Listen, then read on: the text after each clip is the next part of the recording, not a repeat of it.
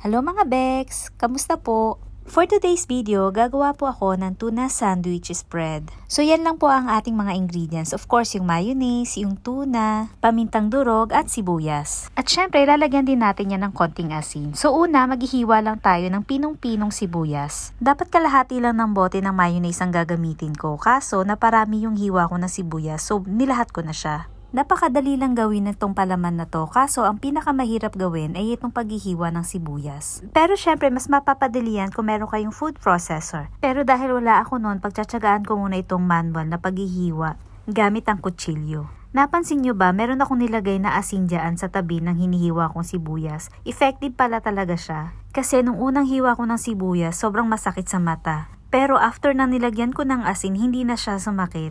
Try nyo rin, malay nyo, effective sa inyo, diba? Yan, tapos after nating hiwain na maliliit yung sibuyas, pwede na nating i-ready yung ating mayonnaise.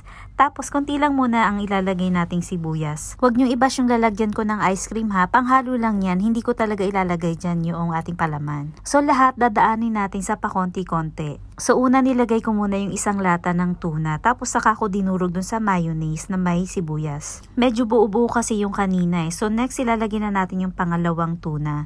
So magkaibang brand pala yung ginamit ko kasi yung isa binigay lang. Pero kahit anong brand naman ang pwede ninyong gamitin. So haluin lang natin siya ng maigi hanggang sa mag-well combine na siya. Make sure lang na nadurog ng maigi yung ating tuna. Tapos unti-untiin nating lagyan ng mayonnaise, then yung sibuyas. Tansyahin lang natin kasi mamaya baka masyadong marami yung mayonnaise. Sa tingin ko naman sasakto lang yung mayonnaise natin kasama na yung tuna at saka ng sibuyas. Kaya ayan, binuhos ko na lahat at saka ako hinalo ng maigi.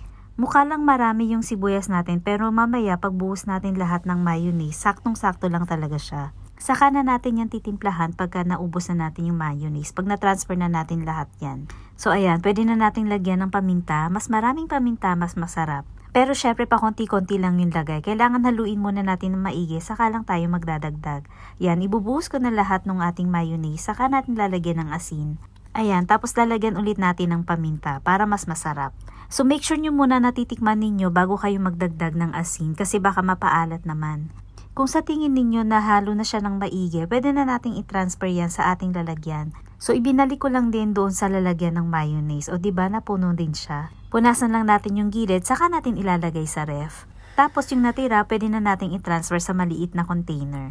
At andito na tayo sa ating final. So taste test na. I-try nyo rin to sa Skyflakes. Napakasarap niyan. Sana nagustuhan ninyo ang recipe natin for today. Huwag nyo rin po sana kalimutan na mag-like at comment sa video na to. Pa-subscribe na rin po sa aking YouTube channel. So ayan na. Partneran natin ng black coffee. Perfect. Kain tayo. Thank you. Bye!